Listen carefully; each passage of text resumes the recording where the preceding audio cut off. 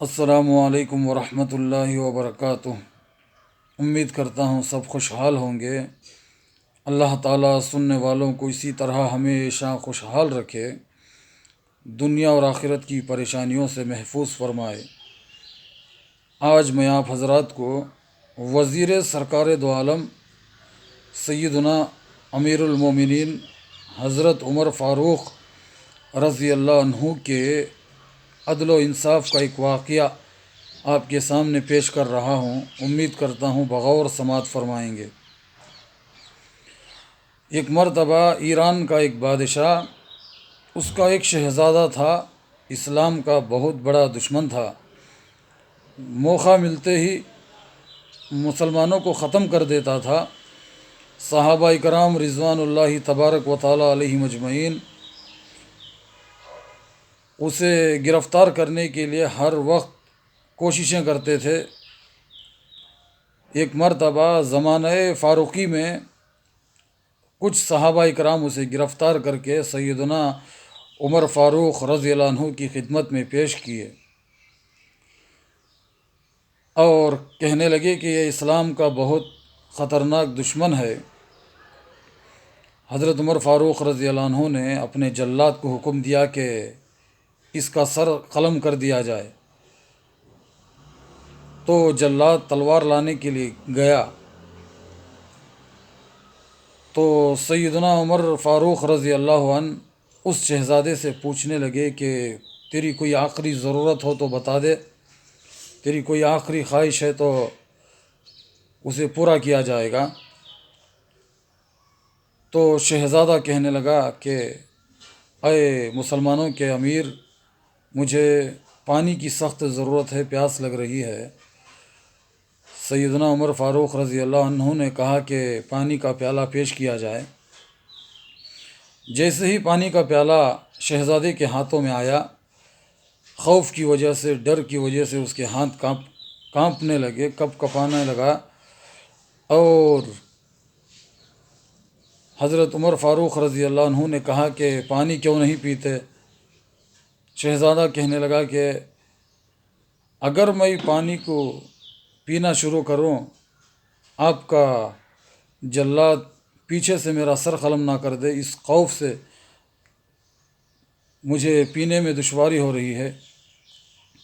تو سیدنا عمر فاروق رضی اللہ عنہ نے کہا کہ جب تک تم پانی پی کر پیالہ ختم نہیں کر لیتے، آپ پر کوئی ظلم و ستم نہیں ہو سکتا، آپ اطمینان سے پانی کو نوش کریں۔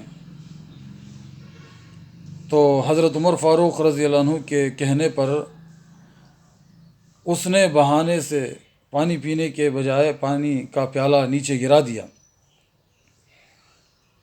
اور زمین نے پانی کو جذب کر لیا، اور شہزادہ کہنے لگا اے مسلمانوں کے سردار، آپ زبان کے پکے ہیں، وعدے کے سچے ہیں، آپ نے یہ کہہ رکھا ہے کہ جب تک میں پانی پی کر پیالے کو ختم نہیں کر لیتا آپ مجھے نقصان نہیں پہنچا سکتے، لہٰذا میں نے پانی کو نوش نہیں کیا، آپ مجھے قتل نہیں کر سکتے۔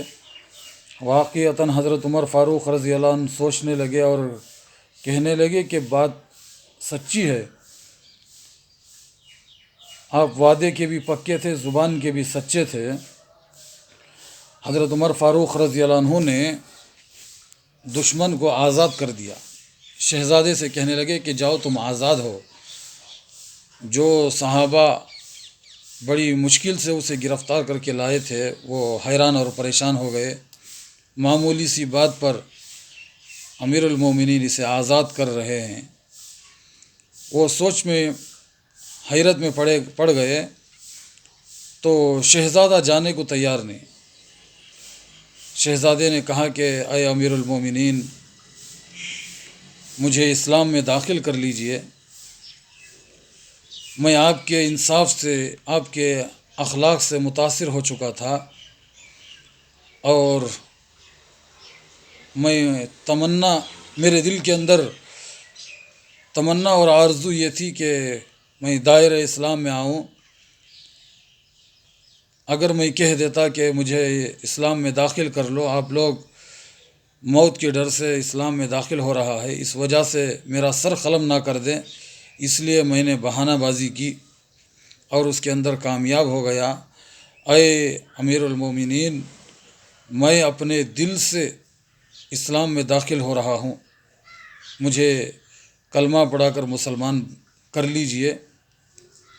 سیدنا عمر فاروق رضی اللہ عنہ کے ہاتھ پر وہ مسلمان ہو گیا، اور حضرت عمر فاروق رضی اللہ عنہ اپنے دور خلافت میں کئی چیزوں کا اس سے مشورہ لیا کرتے تھے، اور اس کے بعد حضرت عمر فاروق رضی اللہ عنہ کے حیات کے بعد بھی وہ شہزادہ اسلام کا جرنیل بن کر زندگی گزارنے لگا۔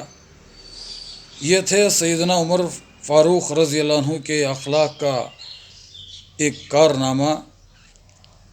ایسے تو ان کے انصاف، عدل و انصاف کے کئی واقعات ہیں، اور وہ عدل و انصاف کے پیکر تھے، عدل انصاف ان پر ناز کرتا تھا، اسی لیے اللہ کے نبی صلی اللہ علیہ وسلم نے انہیں فاروق اعظم کا لقب دیا۔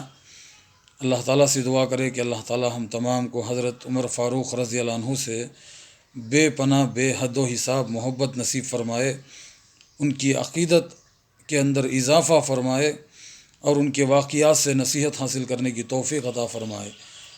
جو حضرات پہلی دفعہ سن رہے ہیں ان سے میری گزارش ہے کہ اس چینل کو سبسکرائب کرے، جو پہلے سے جڑے ہوئے ہیں وہ لائک کرے اور کمنٹ ضرور کرے۔ السلام علیکم ورحمۃ اللہ وبرکاتہ۔